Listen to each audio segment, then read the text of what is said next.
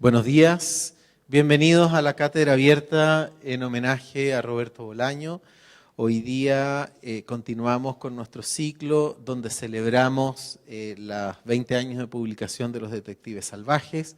Estamos dentro de este ciclo con nuestro tercer invitado. En este caso se trata del editor Manuel Borrás. Estamos muy entusiasmados de haberlo recibido en nuestra cátedra. Él ha gestionado un catálogo editorial que ha significado una educación en la inteligencia para más de una generación, y eso es un lujo tanto para nosotros como para la lengua. Y quien tendrá la responsabilidad de presentarlo es también un amigo, Roberto Cariaga. Él ha destinado su pluma a escribir sobre temas de cultura. Ha escrito tanto para La Tercera como ahora para El Mercurio. Eso en Chile significa haber cubierto toda la prensa escrita.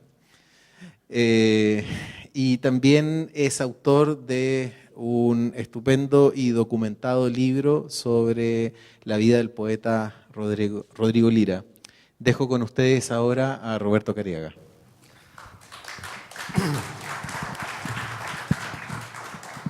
Imagino que los aplausos son para Manuel, por supuesto, ¿no? Porque yo también los tengo. Muchas gracias por estar acá. De verdad es un honor presentar a Manuel porque es una figura de la edición y es como decirlo, claro, es una educación biográfica, una educación intelectual que ha ido por los años, digamos. Uno a veces se olvida, pues es fácil olvidarse de los editores, es muy fácil y eso es problemático, porque son estos pequeños fantasmas que habitan en nuestra biblioteca y en nuestra conciencia intelectual, o de lectores simplemente. Bueno, voy a leer algo que escribí. La escena sucede en 1969 en una biblioteca de Innsbruck, Austria. Un joven español de 17 años, que ya cursa un primer año de Filosofía y Letras, está ahí realizando una investigación sobre la relación entre el poeta George Trakl, el filósofo Ludwig Wittgenstein y el editor Ludwig von Vicker. A nadie se le escapa que se trata de un chico especialmente precoz, pero el que pasa a la acción es un hombre ya adulto que se le acerca sorprendido. Cruzan un par de palabras, todo es muy cordial. El joven es evidentemente un desconocido, un tal Manuel Borrás, quien se enterará un poco después que ese tal Canetti, así se presentó, era el enorme escritor Elías Canetti. Ese encuentro fugaz tendrá, sin embargo, una segunda parte bastante más duradera. 2 años después, Manuel Borrás es el editor de un pequeño sello de Valencia, tan emergente que la crisis editorial que por esos días afecta al sector lo tiene preocupado, muy preocupado. Incluso se les aparece la posibilidad del cierre. Entonces, junto a sus socios, Borrás hace una apuesta. Decide comprar los derechos para el español de Las Voces de Marrakech, de Canetti, un libro que lleva años leyendo en alemán y que en un rapto de intuición le parece el adecuado para los tiempos que corren. Pocos meses después de que el libro saliera a la calle, ese 1981, Canetti recibe el Premio Nobel de Literatura. Y con eso sucede lo que siempre sucede. Se disparan las ventas de Canetti y aquel pequeño sello de Valencia consigue por fin afirmarse. En términos económicos, claro, porque Editorial Pretexto, la editorial de Manuel Borrás, lleva a esas alturas 4 años construyendo un catálogo claramente firme. Creada en 1976 por Manuel Borrás, Manuel Ramírez y Silvia Prat-de-Saba, Pretexto se rompió en escena prácticamente horas después de la muerte de Franco y cuando por fin llegaba la posibilidad de democracia a España. En el campo editorial ya movían sus fichas editores independientes, pongamos editores independientes entre paréntesis o entre comillas, veámoslo. Pero editores como Esther Tusquet, de Lumen, Beatriz de Moura, de Tusquets, Jorge Ral, de Anagrama, y movían bien sus fichas, lo sabemos hoy día. Algo nuevo estaba pasando, pero en Barcelona o en Madrid. No era tanto como una quijotada, pero esos 3 chicos que recién se empinaban a los 20 años, que fundaron la editorial llamada Pretextos, estaban haciendo un acto de arrojo, ¿no? El mismo Borrás lo ha contado un par de veces, que de hecho tuvieron que recurrir a los padres para subsistir los primeros años. Por suerte, esos padres estuvieron ahí, porque Pretextos llegó para dar cuenta de un espacio literario e intelectual aún ignorado en español. O quizás era simplemente que Borrás llegaba antes que todos a esos libros que queríamos leer. Dentro de los planos originales de Pretextos y de Borrás, claramente, había un plan de dar cuenta de la producción literaria del exilio republicano. Y aunque no fue fácil levantar ese catálogo de la diáspora, finalmente consiguieron que un grupo central de autores españoles estuviera en sus filas. Ahí están Juan Larrea, Ramón Gaya, María Zambrano, Juan Giralbert, Teresa Gracia, Vicente Alexandre, Enrique de Rivas, Pedro Salinas, José Moreno Villa, Emilio Prado, Francisco Ayala y Tomás Segovia, entre tantos otros. Pero para ser sinceros, al menos de acá en Chile, no son esos los nombres que se nos vienen a la cabeza cuando hablamos de la editorial Pretextos. A nosotros, creo, se nos aparecen otros escritores, centroeuropeos probablemente, y una línea de intelectuales franceses o europeos que marcaron sus días. ¿Cómo olvidar la sencilla pero elocuente edición de Rizoma de Deleuze y Guattari? Tantas veces prestado, y sí, también hay que reconocerlo, tantas veces fotocopiado por acá. Lo siento mucho, ¿no? Lo sé. Para mí lo que define a esa figura escurridiza, excesiva que es el editor literario, cultural y quizás incluso el comercial, es que su trabajo trata de dar cuenta de su tiempo, o mejor, de encontrar aquellas voces que estén narrando su tiempo, su época. Por cierto, sucede que cada época es un revoltijo de épocas contradictorias, nunca muy definibles, y en la que no siempre son más fiables las voces de jovencitos o incluso de autores vivos. Entonces los editores, los buenos editores, construyen un catálogo echando mano de una mezcla de autores, y en el caso de Literal Pretextos, esa incluso entre literatura de exilio republicano y las corrientes intelectuales franceses, fueron dando una visión particular y a la vez universal del mundo que corría, y que por cierto aún nos interpela, aún corre de hecho. La biografía de un editor es su catálogo, ha repetido Manuel Borrás, y habría que creerle. La historia es más o menos así, la historia del catálogo de Manuel Borrás. Al mando de Pretextos, inauguró un catálogo con títulos como Rizoma, de Deleuze y Guattari, Posiciones, de Derrida. En el 77 lanzaron libros como El cuerpo lesbiano, de Monique Wittig, El metro blanco, de William Burroughs, La escritura y la experiencia de los límites, de Philippe Soler, y para acabar con los números redondos, de Enrique Vilamatas. Luego, en el 82, después de publicar a Canetti y ya estar más o menos firme, publicaron El epistolario general de César Vallejo, y una década después, me voy a saltar harto, al mismo tiempo, el mismo año, pusieron en librerías la primera novela de Nick Cave, El asno vio al ángel, y un poemario de la hoy superestrella Margaret Atwood en los diarios de Susan Mood.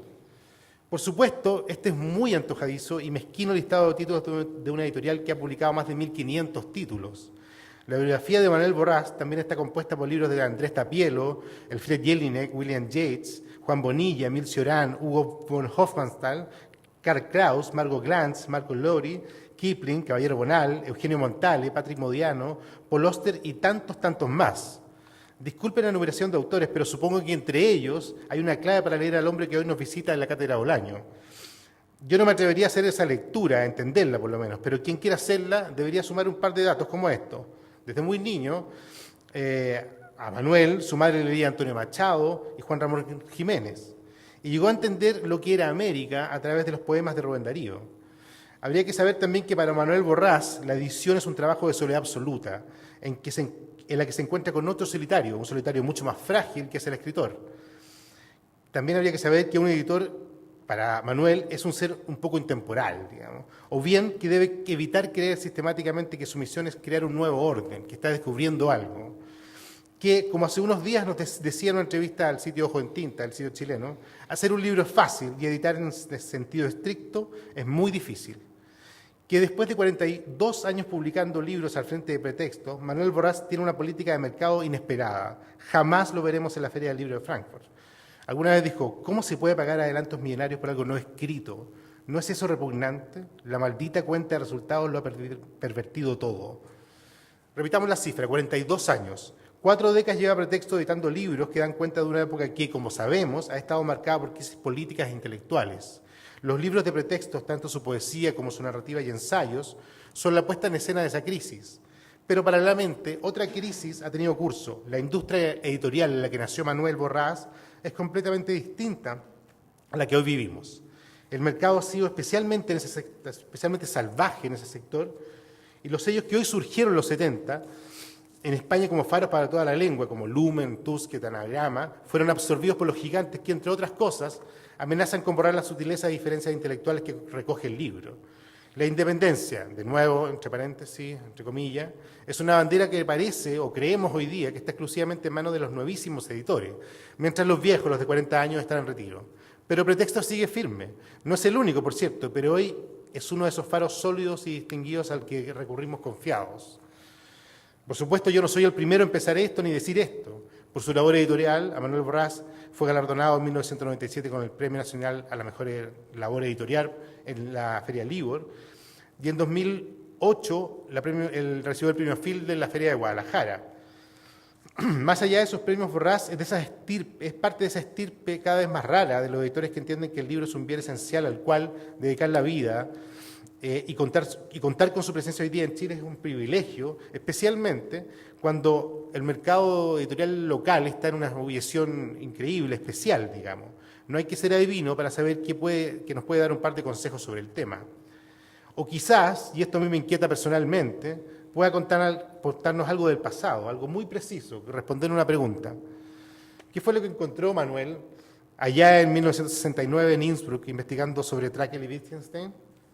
¿O en realidad fue ahí la aparición de Canetti, fue la aparición de un destino? Bueno. Dejo con ustedes a Manuel Borràs. Gracias. Gracias.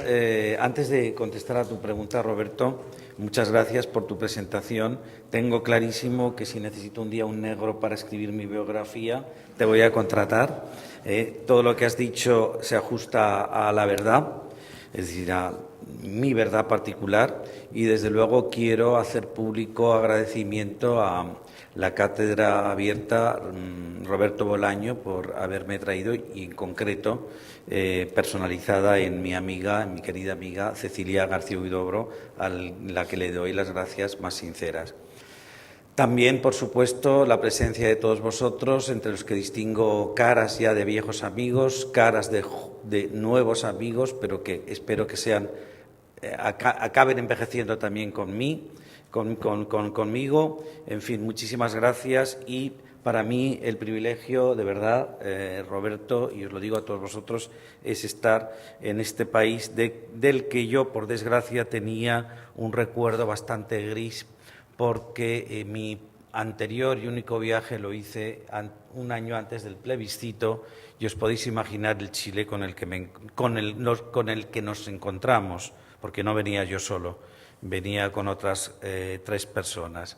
Entonces, bueno, yo lo único que os diría, que ante la sorpresa de lo que me he encontrado, que cuidéis este país, porque creo que es un gran país y sus gentes son verdaderamente estupendas. Y ahora paso, antes de entrar en materia, a la pregunta que me formulaba Rodrigo respecto a ese azaroso encuentro en el Departamento de Literatura Alemana de la Universidad de Innsbruck, que dirigía un gran germanista, el profesor Methlagel, y que tuvo además la generosidad de invitarme a un chico, además de jovencísimo. En fin, yo no quiero hacer presunción de nada, pero la vida ha dicho pues que me ha animado cierta precocidad. Un chico de 16 años que llega a la universidad, comprendes, para querer investigar sobre ese, digamos, triángulo que formaron Ludwig von Vicker, que yo pondría en la parte superior del triángulo, que era el editor, Georg Trakl, el poeta, y Ludwig Wittgenstein, el gran filósofo, que no hace falta que os explique quién era, un tema que me inquietaba, es decir, me inquietaba y me gustaba muchísimo, es decir, cómo el editor había propiciado a través de Wittgenstein la financiación del primer y único libro publicado en vida de ese gran poeta expresionista austriaco, Sebastián en Sueños. Yo estaba ahí con mis papeles, y en el departamento coincidió la visita de un señor con aspecto patriarcal y que, bueno, por lo que se ve, me vio, le dijeron de dónde venía, vio mi juventud, de dónde venía, y entonces se quiso acercar a mí y se acercó. Muy amablemente me preguntó qué es lo que estaba haciendo, yo le expliqué y él me animó, me dijo, comprendes que estaba muy bien, que hubiera emprendido esa senda, y además me dijo, porque yo no sabía quién era el señor, no tenía ni idea, me dijo, dice, aparte yo también soy de origen español, Bueno, una vez, esto fueron, como podéis imaginar, 2-3 minutos, no fue más.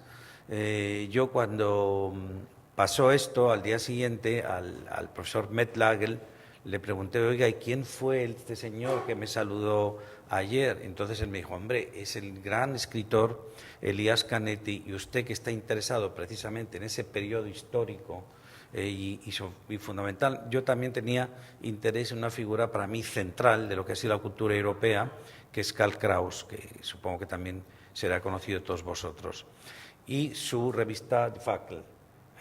Entonces dijo, bueno, precisamente Canetti es uno de los pocos supervivientes de esa gran tradición de la literatura en alemán, en concreto austriaca, aunque él ya sabéis que no nació en Bulgaria. Y bueno, yo me quedé, aparte, bueno, me quedé con la historia. Esa noche cenaba en casa de un amigo arquitecto y le dije, mira, ayer le expliqué, le conté la anécdota.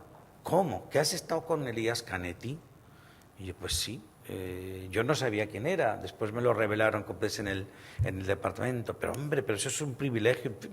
Y dijo, mira, se fue a su biblioteca y me trajo un librito, un librito amarillo, recuerdo perfectamente, editado en la colección de Karl Hanser, y me lo entrega, me dice, tienes que leértelo. Esto, la primera misión que te pongo, leerte este libro. Era Die Stimmen von Marrakech, las voces de Marrakech. Yo recuerdo que estaba tan estimulado por lo que todos decían que había sido tan importante en mi vida, que esa misma noche, cuando me metí en la cama, empecé a leer las voces de Marrakech. Lo leí no en esa noche, porque me venció el sueño, pero al día siguiente pues, terminé la lectura y yo me dije a mí mismo, el día que empecemos, porque ya estaba en Agracia el proyecto de editorial, digo, este va a ser uno de los libros que yo publique. Esto puede quedar como una anécdota, una anécdota aislada, pero yo creo que fue providencial, como ha dicho Roberto. Nosotros, el primer tramo, cuando pusimos en marcha la editorial, tuvimos muchas dificultades para salir adelante porque nuestros libros pues, no tenían la acogida del público lector que nosotros esperábamos que iba a tener. Y hubo un momento de crisis, como ha señalado Roberto, en el que yo estaba un poco harto de pedir a mi familia que me apoyara económicamente en lo que era el proyecto editorial. Y de hecho pensamos muy seriamente echar la toalla y aparcar el asunto y bueno, resignarme a tener que volver a la universidad. Hete ahí que el libro de Canetti estaba ya en prensa, estaba ya en imprenta y que casi hubo una coincidencia cronológica. El día que estaban saliendo los primeros ejemplares, le conceden a Elias Canetti el premio Nobel. Claro, el efecto sancionador que tuvo el premio sobre la edición fue automático y podéis imaginar que fue un éxito y entonces nos dijimos, bueno, no andaremos tan desencaminados cuando hemos publicado un libro. Yo, más tarde, me pidieron que escribiera una anécdota que había sido determinante para mi vida como editor y yo escogí, como es lógico y natural, ese encuentro. Y además diciendo que suponía que allá donde estuviera Canetti, él no sé si sería consciente allá donde estuviera de la importancia que había tenido para la supervivencia de un proyecto ilusionante de unos jóvenes en una ciudad del Mediterráneo español como era Valencia.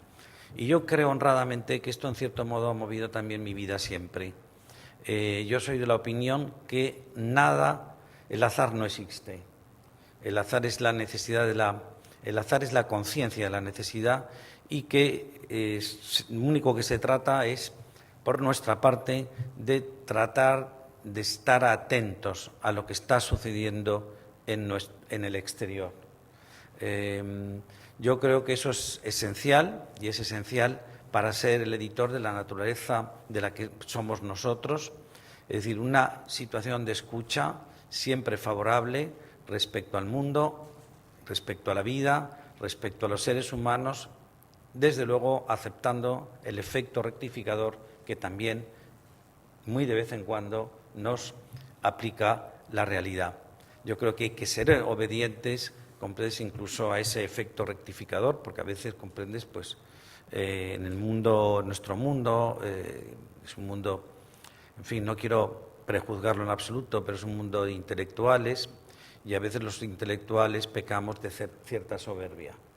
Yo creo que un editor, ya que tiene una responsabilidad como agente cultural, y yo creo que si hay algo que verdaderamente engrandece nuestra profesión es que servimos de puente, es precisamente tener clara conciencia de la proximidad de los otros.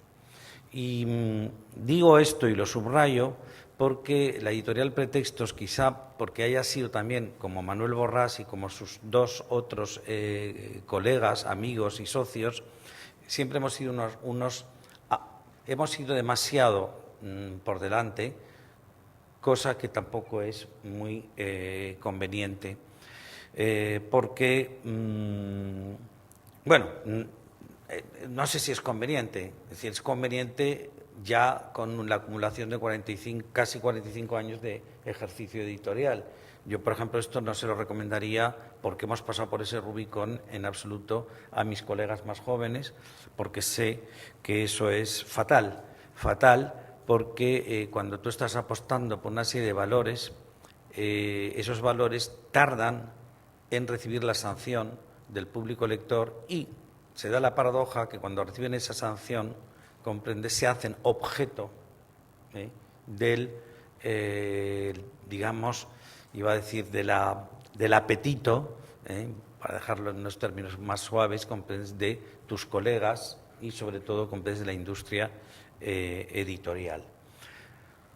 Bueno, yo para entrar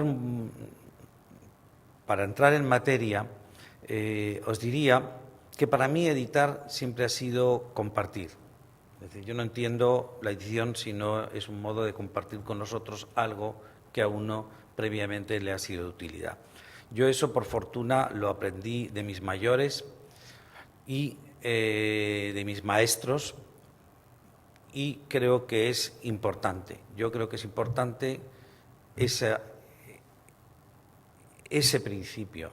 Del mismo modo que yo aprendí de mis mayores que es importante aprender a dar las gracias, que es una de las cosas que, para las que hemos venido a esta vida, me temo, aprender a dar las gracias.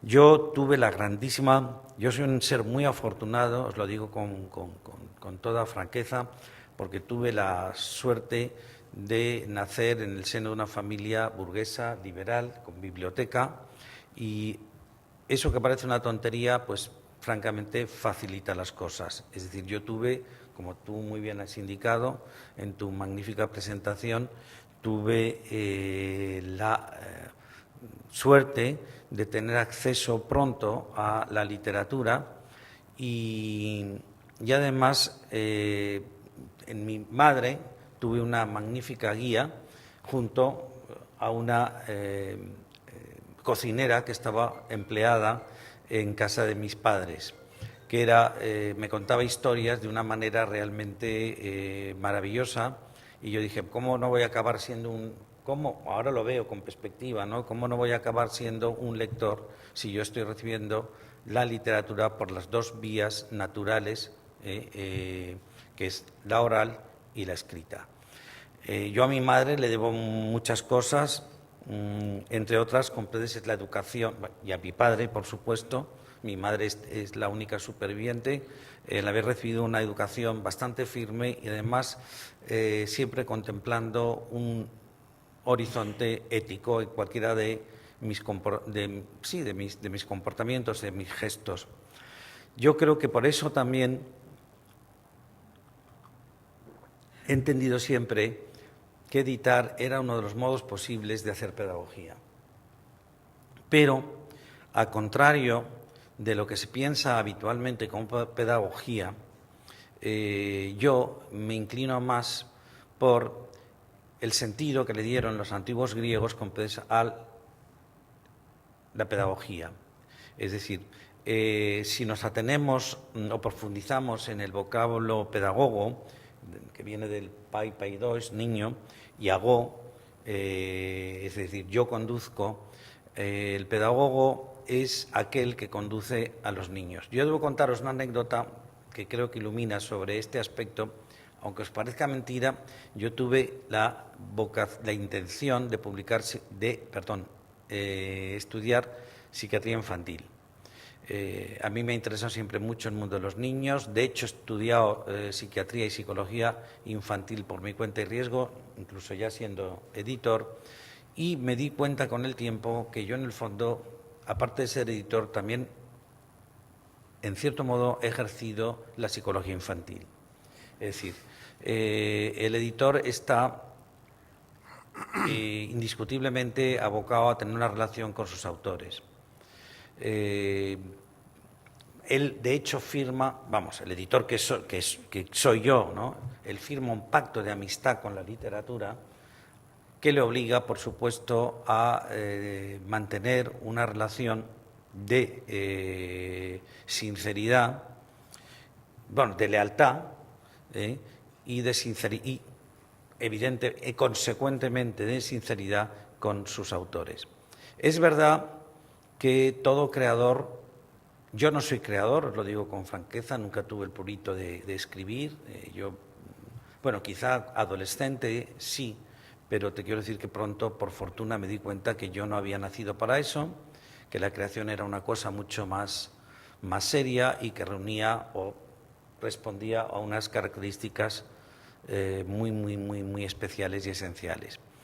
Es verdad que en muchísimos años de relación con los autores, y ya no solo de nuestro ámbito lingüístico, sino de otros ámbitos lingüísticos, me ha percibido que detrás de todo escritor hay un niño sobrevivido. Es decir, y además pienso honradamente que si no estuviera ese niño en convivencia, en coexistencia con el adulto, sería muy improbable que pudieran sacar nada de esa nada en la que se mueve también el creador. Es decir, a no ser, claro, que existe también la chistera de duende, que ustedes conocen la imagen, que es una especie de mago que va sacando cosas, que también hay autores de esos, pero es decir, esa figura del escritor que a mí, que respeto profundamente, no es precisamente la que me ha interesado. Me ha interesado la otra, la de esos niños sobrevividos. Entonces, de ahí que en tu relación con esa suerte de niño adulto también tengamos que poner un grandísimo cuidado. Es decir, el editor tiene que ser no psiquiatra infantil, porque no se trata de eso, pero sí, en cierto modo, es un sparring. Tiene que estar cuidando de ellos, tiene que estar velando por sus intereses, tiene que estar cuidando sus ediciones, pero tiene también que darles la mejor de las compañías en un momento tremendo, que es en el del sometimiento a la intemperie de los otros, de aquello que es producto de su estricta intimidad. Es decir, eso, queramos o no, implica una violencia. Es decir, yo creo que los escritores, la generosidad de los escritores, que es la que les mueve, comprendes, a entregar a los otros aquello que creen que es valioso, es un momento difícil, porque después está también el mundo que le va a sancionar o lo va a ignorar.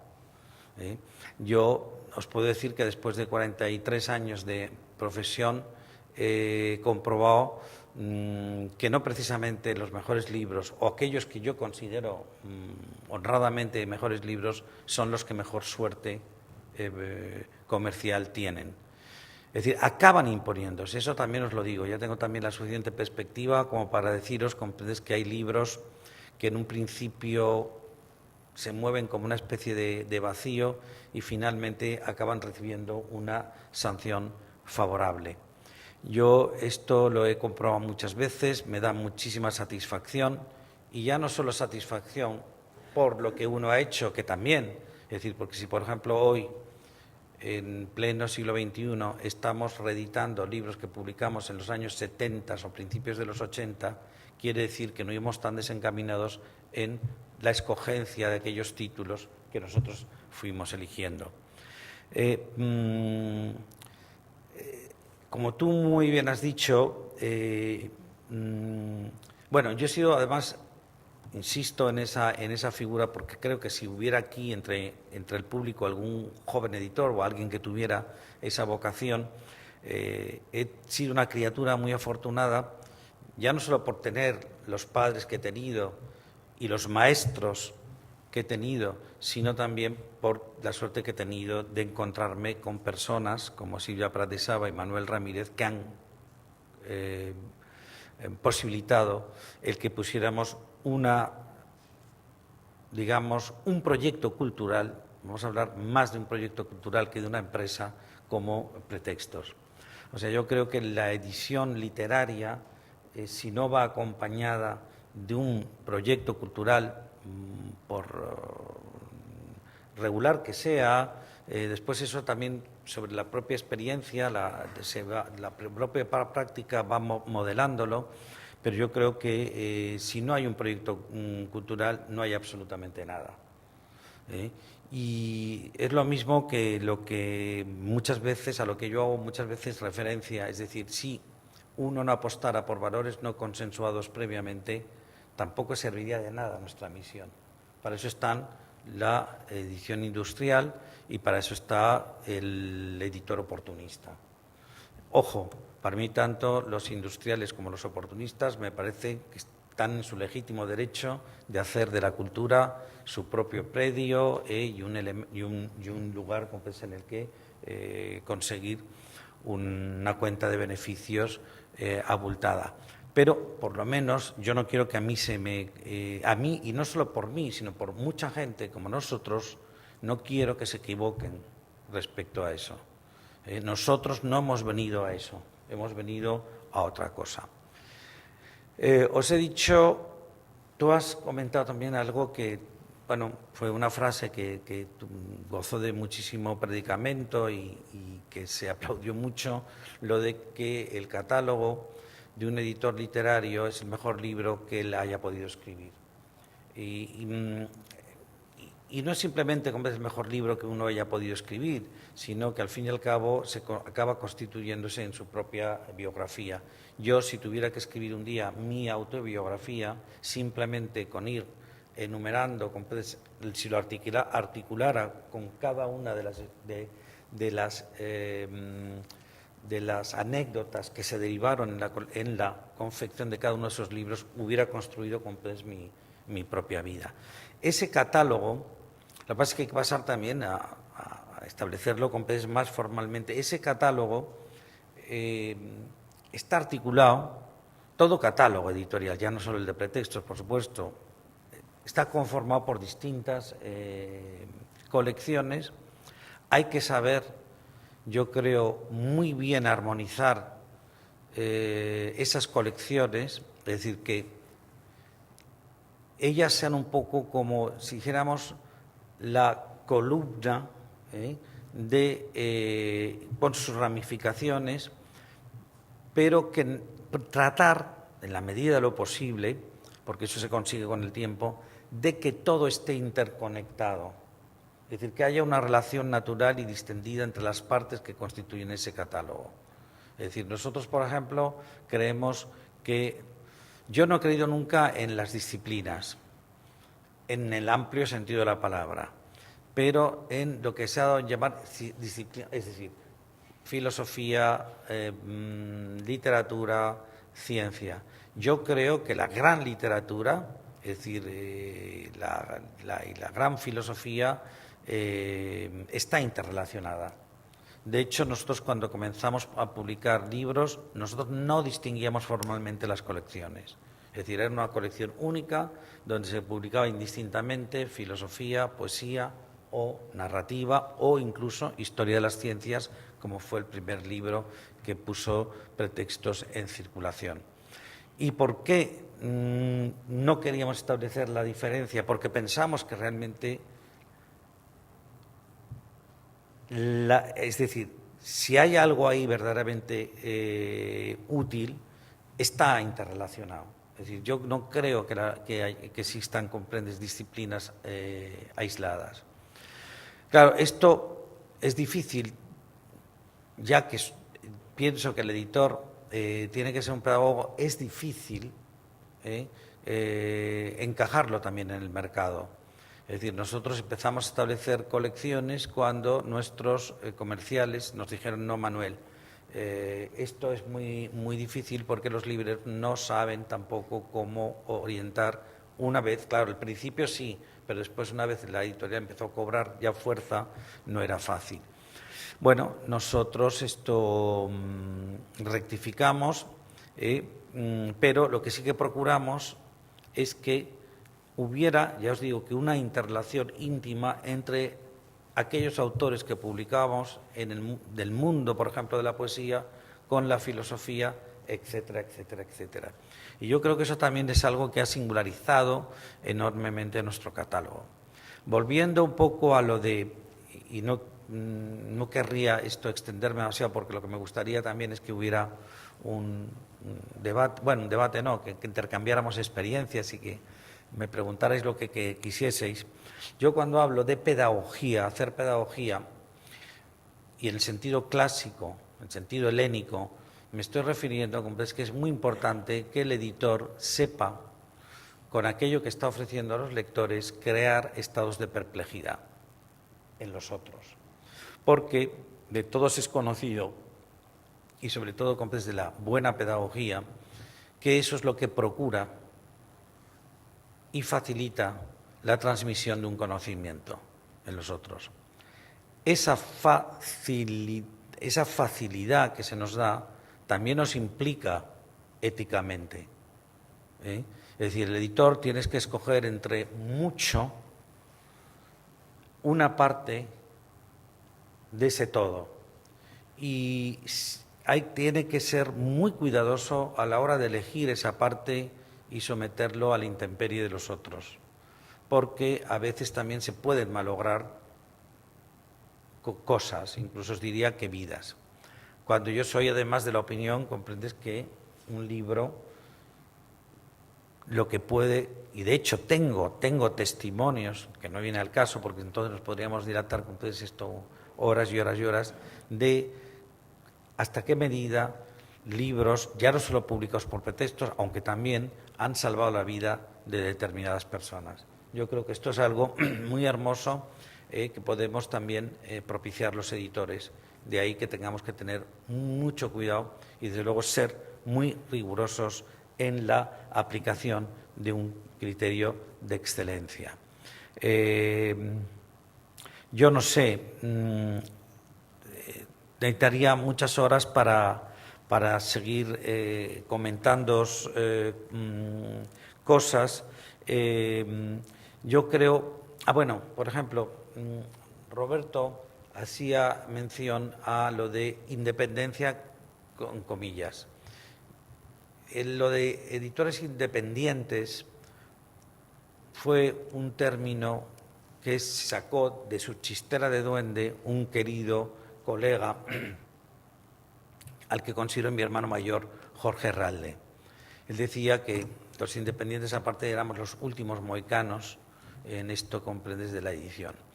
Yo le corregía y se lo he dicho a él personalmente, digo: Jorge, estás totalmente equivocado. Es decir, nosotros somos los editores más dependientes que hay. Es decir, yo por eso elijo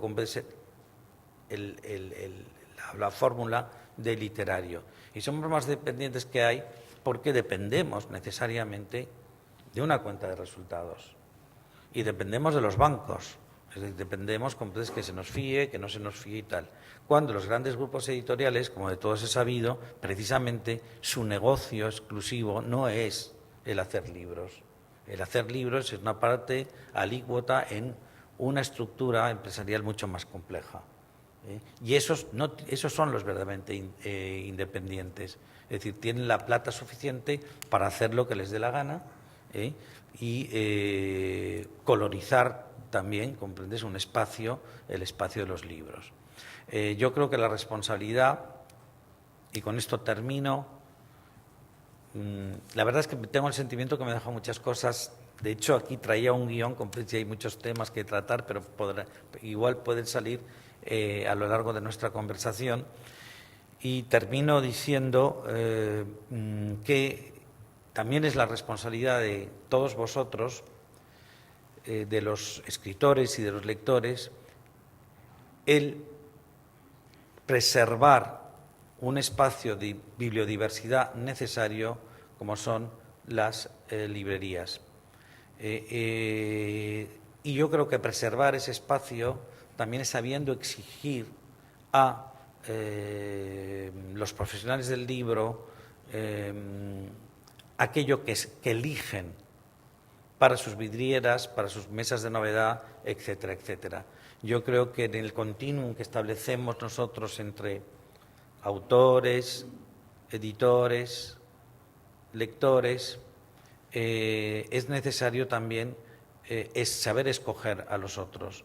Es decir, no dejarse llevar por esta especie de tsunami al que estamos acostumbrados en los últimos años, en el que sí, por fortuna, hay una gran oferta bibliográfica, pero yo, pese a ser un gran defensor de la bibliodiversidad, he reparado que cada vez salgo con menos libros de una librería. Quizá también porque soy ya mayor, porque estoy más resabiado, pero me llama la atención. No ha sido el caso chileno. Os puedo confirmar que de las librerías de Chile he salido con muchos libros.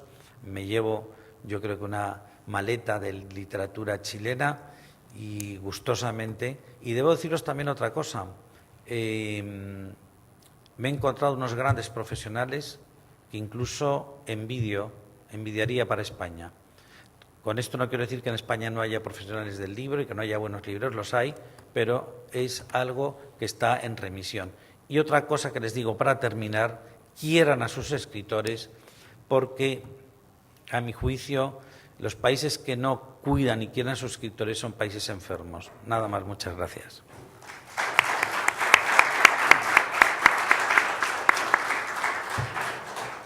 Bueno, como decía Manuel, podemos iniciar una conversación y ya que estoy acá privilegiadamente quisiera yo hacer la primera pregunta, digamos, que es súper obvia en realidad, súper evidente, pero y alude a lo que estabas hablando al final, digamos.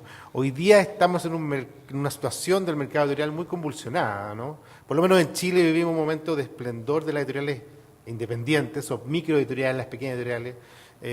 Hay una disgregación en el gremio muy fuerte. Y quizás si tú has ido a librerías, has visto las librerías literarias de alguna forma. A esas las que he ido. Bueno, a las que hay que ir. Y ahí está una diversidad total. Pero en España también, ¿no? La última década, los últimos 15 años han florecido una serie de editoriales muy interesantes, muy particulares, digamos. Y a la vez tenemos este avance gigantesco de Penguin que se ha comido todo, y Planeta también. En Chile es muy fuerte la presencia de Penguin. Después de 45 años, ¿no? ¿Cómo ves tú este momento del mercado, digamos? ¿Es un buen momento, un momento complejo, difícil? ¿Cómo es editar libros hoy día, digamos? Hombre, lo veo complejo, lo veo complicado, pero yo creo que este mercado siempre ha sido complicado, ¿eh? Es decir, el acceso al libro en, digamos, nuestro medio cultural, es decir, en el mundo hispánico, pensando en la península y también las repúblicas americanas, ha sido complicado. A mí lo que me da la sensación es que hay un poco de confusión, ¿eh? O sea, que se instala es un poco de confusión. Es decir, el simple hecho de que un editor joven, por ser joven, está ofreciendo algo que es interesante, a mí me parece una imbecilidad. yo creo que los editores jóvenes están presentando cosas interesantísimas, ojo. Y yo hay editores jóvenes, no solo a los que distingo, sino a los que apoyo en la medida de mis posibilidades. Aunque os parezca mentira, yo he bautizado, creo que llevo contabilizadas a 23 editoriales jóvenes solo españolas, que me han pedido que les acompañe el día con ustedes que hacían incursión en el mundo del libro, y yo lo he hecho siempre con gran gusto, porque nada más ajeno a mi voluntad que perjudicar o frustrar la ilusión que yo tuve también en un momento siendo editor. Es verdad que también a los jóvenes editores, o digamos las empresas incipientes, un grado incipiente de desarrollo, no se les puede pedir peras al olmo. Todos empezamos bisoños y todos acabamos, o sea, los que tenemos verdadera vocación, porque esto es otro tema del que podríamos haber hablado, de la vocación, acabamos aprendiendo. Pero yo veo que sí, que hay mucho libro, que hay mucha ilusión por poner libros, por descubrir además a autores, por poner autores a disposición de los lectores, pero es que eso no es tan así, no es tan por ejemplo, yo me ha regalado Kurt Folk a Tom Raworth, por ejemplo. Yo este señor no lo conozco de nada y me encanta entonces que haya habido alguien que me haya traído esto a mis manos, porque entonces voy a tener la oportunidad, yo que creo que he leído muchísimo en literatura anglosajona, pues siempre Rodrigo me está ofreciendo Marsh, es decir, a mí me parece una maravilla, pero a veces me da la sensación también que por juventud, por bisoñez, a veces no ponen a disposición de los lectores libros, o sea, se está poniendo a disposición de los lectores, para ser muy sintético, libros que son totalmente intercambiables y totalmente innecesarios. Yo veo que hay una profusión de libros, por lo menos desde mi punto de vista, como tengo que leer también, aparte de los libros que yo tengo que leer para publicar, que son muchos y que me tiene colonizado mi tiempo, leo libros también publicados por algunos de mis colegas jóvenes, y yo veo también que hay mucho fuego de artificio. Y bueno, pero eso ya pasará, si se irán amansando las aguas, y no los prejuzguemos, porque realmente después al lado hay gente muy buena.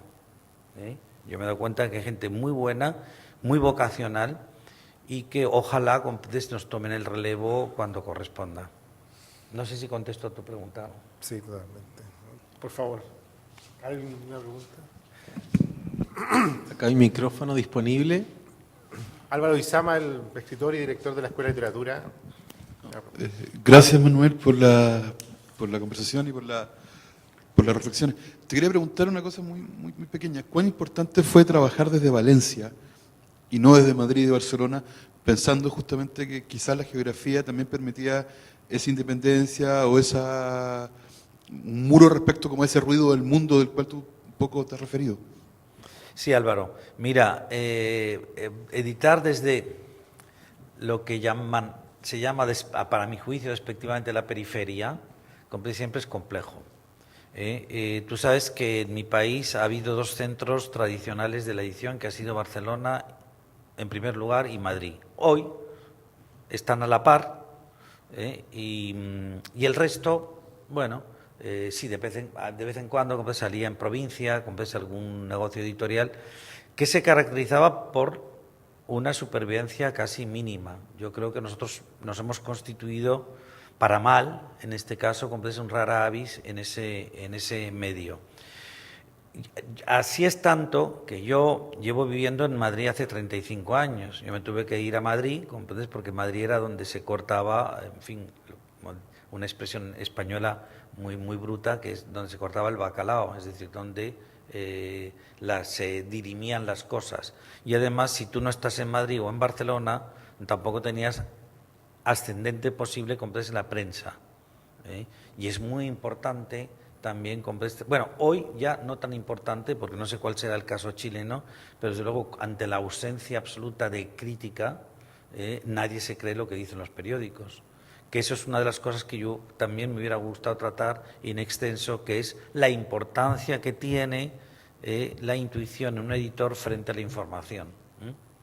Y sí, fue difícil, pero hoy estoy en disposición de decirte, y no por pretextos, que parte de lo mejor que se está publicando en mi país, por lo menos desde la perspectiva del editor que yo soy, no se está haciendo en Barcelona y en Madrid precisamente, sino en la periferia.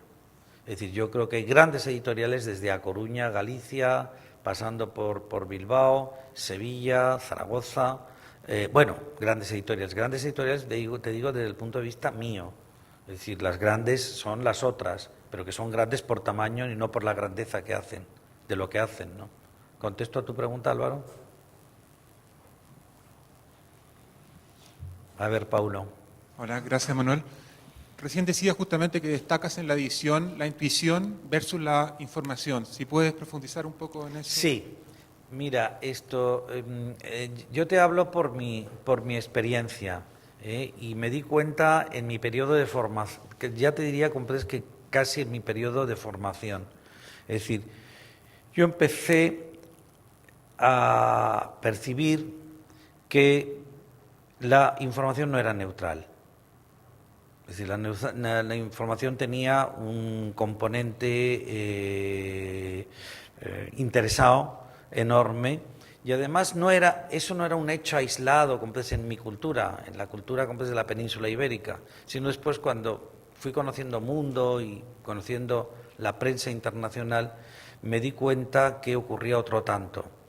Y además era una prensa sin críticos, es decir, sin gente que fijara jerarquías, y lo que estaba propiciando precisamente eran unos malentendidos literarios verdaderamente descomunales. Es decir, yo no voy a mencionar nombres porque no quiero ser descalificador y no me parece comprensible. O sea, si Silvia, tú y yo cenamos un día, pues podríamos hablar de eso, pero no me parece oportuno decirlo en público. Pero creo que hay unos valores totalmente inflados en la literatura y desde luego ha sido muy inducido por la prensa y por las empresas que están detrás de esa prensa. Es decir, claro, se habla de prensa independiente, pero ¿qué independiente? Si en mi país compras ahora no, porque ahora claro, ya se las ha comprado todas random, pero detrás de cada periódico había una empresa editorial. Van a ser independientes. Tenemos el caso además flagrante de Ignacio Echevarría escribiendo un periódico como El País, que resulta que no es condescendiente con un libro de un señor que había pagado a la empresa editorial no sé cuántos billones, comprendes, de adelanto. Y fue fulminado. ¿Eso es prensa independiente? Y otro tanto, comprende. Mira, os voy a poner un ejemplo. Yo publico un autor guatemalteco al que ofrezco, evidentemente, porque me parecía interesante y que es susceptible de ser publicado en otras lenguas, a mis colegas habituales en otras lenguas. Nadie lo quiso. Nadie. No llegó un año después, se pone, el New York Times escribe una reseña elogiosísima de este autor. Los que me habían dicho que no, dijeron automáticamente lo queremos. Bueno, ¿qué criterio hay? Es decir, ¿dónde están los editores? ¿Entiendes? Y esto, claro, es una evidencia de algo fatal. Es decir, es que cada vez hay menos editores. Es decir, yo soy un editor que pongo mi yo en crisis presentando a un autor. Y me consta, por ejemplo, vosotros sois esos editores, es decir, estáis de mi lado, ¿no? Pero daos cuenta que es que eso no es precisamente lo habitual. Y yo lo siento mucho, pero lo denuncio aquí. Es decir, no existe la información neutral, hasta que no se nos demuestre lo contrario. Existió en un momento porque había críticos honestos, pero poco a poco se los han ido quitando de encima. ¿Contesté, Paulo? No sé si surge otra pregunta. Manuel, yo quería hacerte una pregunta sobre la traducción.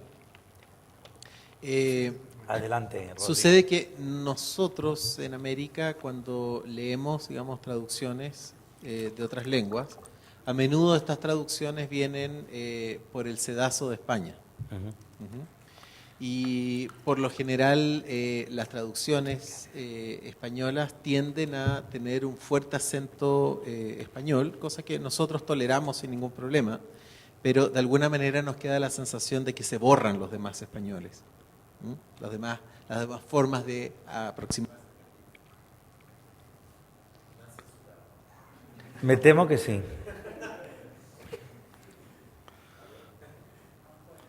Te escuchamos. Sí, bueno.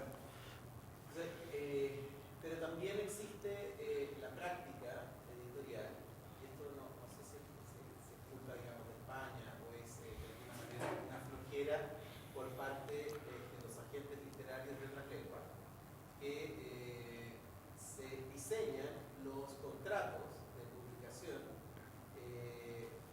digamos, con cierta exclusividad para una editorial para abarcar todo el mundo hispano. Como si de verdad se lograra distribuir los libros a cada uno de los países hispanos y como si de verdad ese mundo fuera nada más que uno solo. Siendo tú un editor que has abordado con bastante fuerza libros que vienen de otras lenguas, han invertido en traducción, quería saber cuáles son tus reflexiones frente a este fenómeno. Bueno, la tendencia de los editores españoles a suscribir contratos, digamos, universales, yo creo honradamente, Rodrigo, que responde a un medio bastante, en el medio pobre en el que nos movemos. Es decir, el editor español necesariamente tiene que contar con el posible lector latinoamericano también para poder amortizar sus ediciones. Yo creo que es una cuestión de supervivencia. Es verdad que, claro, eso perjudica porque os bloquea, pero vosotros también podríais desde acá bloquear algunos contratos y que hubiera, hombre, para mí lo ideal sería que hubiera un flujo de reciprocidad, ¿no? Es decir, que los libros chilenos tuvieran también una presencia, por ejemplo, en la península ibérica, o que los tuviera completos en las librerías en Buenos Aires, o que los tuviera, eso sabemos que es difícil, salvo en esos lugares, en esas librerías que escogen muy bien y puedes encontrarte, por ejemplo, libros chilenos, salvo los de esta Santa Casa, la Diego Portales, es difícil encontrarse. Y después, claro, de la Diego Portales, pues nos encontramos, por supuesto, parte de lo mejor, como puede ser Raúl Ruiz, dos personas aquí presentes, Rafael Gumucio o mi querido y admirado Raúl, pero claro, después hay otras cosas muy interesantes pues que no llegan, ¿no? Entonces a mí me gustaría que hubiera habido cierta reciprocidad. Aparte de yo creo que esa necesidad de pobres, hombres que tenemos, de ocupar el espacio mayor para amortizar nuestras ediciones, creo también que hay una especie de centripedismo ibérico que a mí me molesta mucho, me ha molestado siempre. Es decir, considerar que el español, el verdadero español, es el que hablamos 50 millones de peninsulares. Y el español es mucho más rico, son 600 millones, casi 600 millones de gentes los que lo leen. Yo, mi política, en lo que a traducciones respecta, editorial, ha sido tratar de incorporar al acervo editorial a traductores de distintas repúblicas americanas. No tengo por el momento, pero espero tener esto chileno, os lo digo con toda franqueza, pero sí tengo pues traductores argentinos, traductores colombianos, venezolanos, incluso uno guatemalteco, etcétera, etcétera. Y además nosotros no hemos, y sin imponer, comprendes esa lógica o esa aversión que muchísimos de mis colegas, incluso en la crítica se nota, bueno, en la crítica, en esa hipotética crítica con la que se nos invade, se nota. Por ejemplo, yo estoy cansado de decir, qué pena que en esta traducción haya mexicanismos. Y digo, pero qué pena que haya españolismos, nos va a decir también los mexicanos, ¿comprendes? O sea, es que es verdaderamente una cuestión, a mí me parece horrible y que además no corresponde a verdad. Es decir, si nosotros tenemos la lengua que tenemos, y además os digo con franqueza que yo creo que hoy, entre las lenguas que leo, que creo que son algunas, para mí lo mejor que se está escribiendo hoy en la literatura universal es en español y en inglés. Y os diría que en la parte alícuota también en portugués. Ya me gustaría a mí, que yo soy un amante de la cultura alemana, encontrarme los poetas en Alemania que me estoy encontrando en América Latina, en mi propio país, y tal. Ya querría. ¿Contesto a tu pregunta? Hola Manuel. Raúl. Te quería hacer tú eres un excelente, un gran editor de poesía.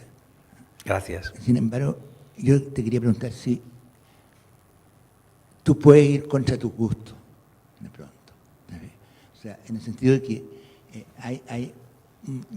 me parecería distinguirte, que dentro de lo que tú publicas, Mitre, Watanabe, son grandes poetas, pero tienen una línea, son poetas, por así decirlo, bien portados, bien, son grandes poetas formalmente muy, pero hay otros cosas que son desbordados, que no obedecen a esa perfección formal, que es una buena parte de la poesía latinoamericana.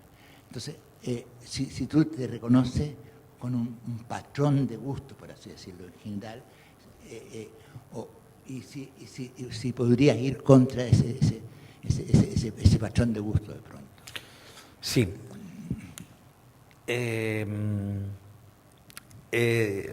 No sé si lo hablé ayer contigo, Raúl, o con algunos de los amigos con los que almorzamos. Es inevitable que tanto tú como yo, como cualquier criatura que esté en este foro, tengamos nuestros gustos y tengamos nuestras preferencias estéticas. Y uno se tienda a decantarse por aquello que a él le parece lo excelente.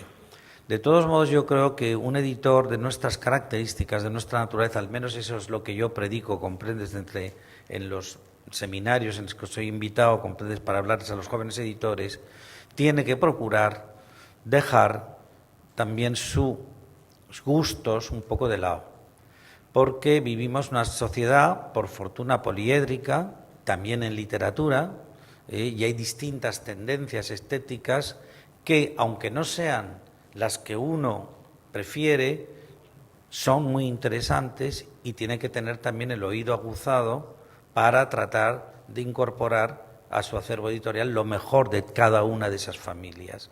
Eso nosotros lo hemos tenido muy en cuenta. Y además en un medio que, como tú sabes, espero que no sea el chileno igual, estoy hablando desde la perspectiva peninsular, en un medio muy cainita, es decir, en el que los poetas de las distintas tendencias estaban a la greña unos contra otros y tal. Yo creo, os lo digo con franqueza, que pretextos, y eso es una cosa que sí que no me enorgullezco de nada, como no soy una persona dada a dar consejos a nadie, pero si hay algo que me satisface es haber propiciado el que esa guerra interna se distendiera. Fíjate, yo recuerdo, por ejemplo, cuando empezamos a publicar los primeros libros de poesía, automáticamente nos cargaron un San Benito, automáticamente. Y yo les decía, déjenme ustedes tiempo, denme ustedes tiempo, y ya veremos si yo lo que voy a publicar es cosas de tendencia o no tendencia. No, y el tiempo vino a comprobar lo contrario. Fíjate tú cómo sería el cainismo, que incluso muchos poetas, a los que yo incluso en un momento determinado invité a participar en la colección, no se resignaron a participar porque había un determinado poeta ya publicado. Pues yo digo, bueno, pues allá ustedes. Esos poetas han venido después pidiéndome tener un libro completo publicado en la colección. En algún caso incluso he accedido, te lo digo con franqueza, porque me parecía que más allá de su actitud, a mi juicio, totalmente deleznable, resulta que escribían buena poesía. Entonces yo no podía, porque una cosa, igual que dejamos como descolgados nuestros gustos estéticos de una percha, pues hay que hacer también con esto. Y después, yo lo que he tenido claro, Raúl, es una cosa. Por ejemplo, yo mismo me podía preguntar, ¿por qué no tengo ningún libro de Raúl Zurita? Pues porque por fortuna, me encantaría, te lo digo y lo digo en público, por fortuna Raúl Zurita en mi país se edita, se estima y se lee. Yo he tendido antes, comprendes, a publicar a esos autores que mis colegas jamás habían contemplado. Tú has mencionado entre ellos a varios, por ejemplo, José Watanabe, no se sabía quién era en España, ¿entiendes? Y otros muchos de los poetas que ahora ya tienen nombre y apellido, incluso tienen sus premios. Cuando los editó Pretextos nadie sabía quién era. Hay un grandísimo poeta que no se llevó ningún premio a la tumba, porque él era una persona también un poco revirada, pero al que yo admiro profundamente y el que fui su editor, y que estoy seguro que tú participarás de esa opinión, es Tomás Segovia, por ponerte un caso, que fue un español que tuvo que vivir del segundo exilio, ¿no? Y yo fui el primero que publiqué bueno, sí, había un antecedente en los años 60, comprendes, que en la colección de Ognos, ¿os acordáis? Esa colección bonita y tal. Pero yo he intentado siempre, es decir, yo es que he sido un editor poco celoso, en el sentido, comprendes, que yo, si un autor mío querido está bien editado por otro, no me importa. Me empiezo a poner enfadado cuando veo que un autor querido mío, además es mal publicado por otro. Ahí sí que no transijo. Pero tú, por fortuna, has sido muy bien editado en mi país. Creo, no sé. ¿Hay alguna otra pregunta? ¿Sí? Manuel. Bueno, Tomás Segovia sí tuvo un premio, el premio de la Feria de Guadalajara. Bueno, mexicano. Claro, no un español. reconocimiento. A Tomás bueno, sí tuvo un premio español, ¿También? perdón, Premio Extremadura de la Creación. Y él fue el último premio Juan Rulfo, porque las declaraciones que hizo cuando recibió el premio enfadaron a la familia, que en realidad la familia ya estaba enfadada y tomó como excusa y le quitaron el nombre, ¿no? Pero sí. Bueno, eso es anecdótico. Un proyecto editorial es un proyecto cultural, has dicho, y que va sorteando una cantidad, es una carrera de obstáculos prácticamente, ¿no? Como hemos recorrido la experiencia que nos has relatado, desde lo más concreto, que es el dinero y el financiamiento, pasando por la crisis del periodismo cultural y tantas otras vallas que hay que sortear. Pero no hemos hablado de la lectura y de la situación de la lectura, porque decimos los lectores como si fuera una cosa como muy uniforme, y aparentemente es una cosa bastante más compleja y con distintos niveles. Entonces, yo quería que te refirieras a eso en primer lugar. Si tú ves una evolución en los lectores, en estos 42 años, en los lectores de Pretexto, y luego el estado actual de la lectura. Sí, yo sí que he visto una evolución y en positivo, y además estos últimos años de crisis por la que ha pasado el sector, he visto que además esto se está imponiendo algo. Por ejemplo, a mí me llama mucho la atención cuando concurro a la Feria del Libro de Madrid, que es donde tenemos oportunidad de ver es decir, tú vas a Frankfurt, estás viendo a tus colegas y aquello es una feria de las vanidades. Yo, por ejemplo, cuando decía Rodrigo que yo no voy a eso, a mí me interesa hablar con los poetas, hablar con mis colegas, pero de una manera distendida, ¿comprendes? Eso es para otros, tengo un socio que le divierte, ¿comprendes? Y lo hace. Pero, por ejemplo, la Feria de Guadalajara, que es una feria muy abierta, ¿entiendes? La que estás viendo al hombre común paseándose por ahí, o la Feria del Retiro de Madrid, es la que me da a mí la medida del lector. de los lectores que tenemos, porque el editor, como decía Rodrigo también, para mí es junto al arquitecto, son como dos de las metáforas de la soledad, y los escritores, por supuesto. Es decir, nosotros trabajamos desde nuestra atalaya y después vamos esperando ver la sanción favorable de la gente. Yo he visto una evolución, por ejemplo, en lo que a pretextos respecta, muy interesante, porque hubo un momento hace como menos de una década, pero como unos 8 años así, que nosotros veíamos que perdíamos gente joven. Es decir, se acercaba la proporción de jóvenes que se acercaban a nuestra caseta era menor que la de otros años. Y desde hace 2 o 3 años hemos visto que se ha invertido totalmente los términos, pero hasta límites insospechados. Por ejemplo, este año Sergio Suárez, al que tú conoces, que es aparte está ahí en el día a día, junto a sus colaboradores, determinó que había un 70% de jóvenes frente a un 30% de gente, no sé, que podría oscilar desde los 40 a mi edad o más, ¿no? Entonces yo creo que ahí, cuando se dice que los jóvenes están ensimismados, yo también fui joven y estuve muy ensimismado, ahora quizá tienen, claro, con todo esto que conste que yo no estoy contra la tecnología, pero frente a estos gurús de la tecnología que les venden que pueden estar en todos los lados a la vez para no estar en ninguno, que yo lo que les digo siempre a mis alumnos, digo, ¿para qué os sirve estar en todos lados conectados a la vez si no estáis en ninguno? Que ha perjudicado mucho la lectura, ¿eh? Es decir, yo, por ejemplo, me he dado cuenta en los foros también de jóvenes, cuando voy a hablarles a la universidad, que están acostumbrados a leer fragmentariamente. Casi no saben ni lo que es un correlato. Pero está habiendo una reacción y yo creo que yo siempre soy positivo, quiero ser optimista, y está habiendo una reacción. Por ejemplo, nos comentaban que libros como, por ejemplo, un Takakishi, que es un poeta japonés excepcional que nunca fue traducido al español, estaba siendo objeto del interés de grupos que por redes se habían enterado. O, por ejemplo, jóvenes comprando un libro de las características del libro del desasosiego de Pessoa,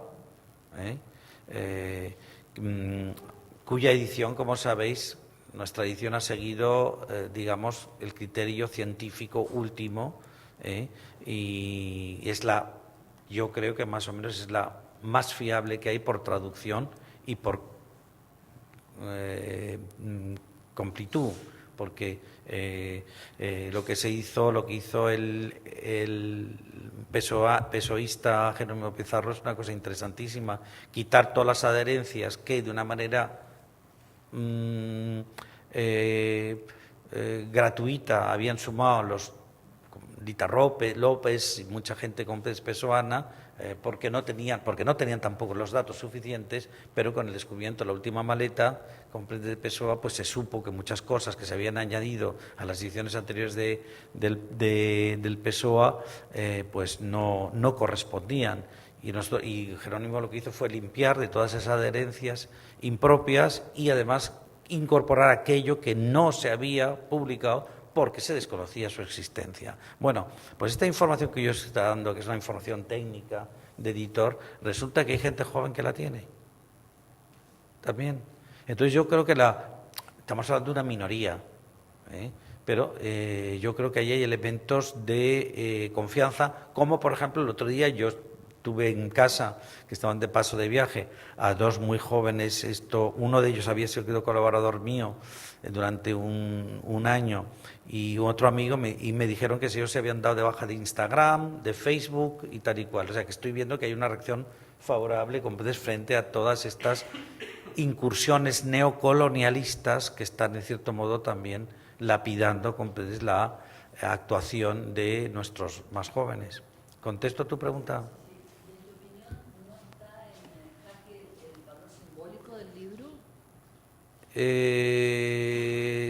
Bueno, no solo el valor simbólico del libro, Cecilia, el valor simbólico de muchísimas cosas. Y yo creo que esa es una perspectiva que se está cada vez abandonando más. Sí, está en peligro, pero yo, ya te digo, insisto, soy optimista y creo que recuperaremos.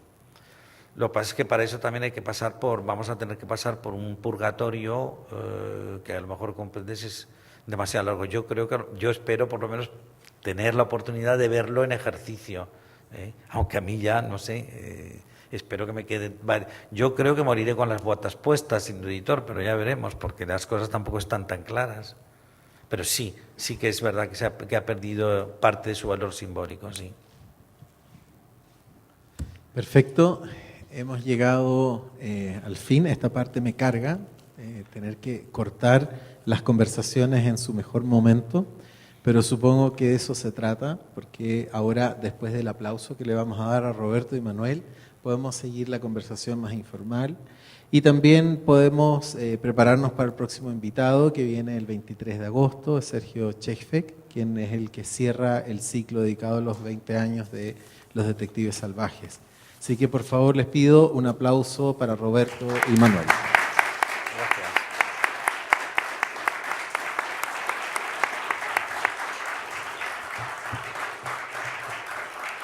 Muchas gracias. Afuera del estudio están exhibidos los libros de pretexto y no es solamente una exhibición, también pueden acercarse y comprarlos. No estaría mal. Muchas gracias, Manuel. Nada, por favor, digo, gracias a ti.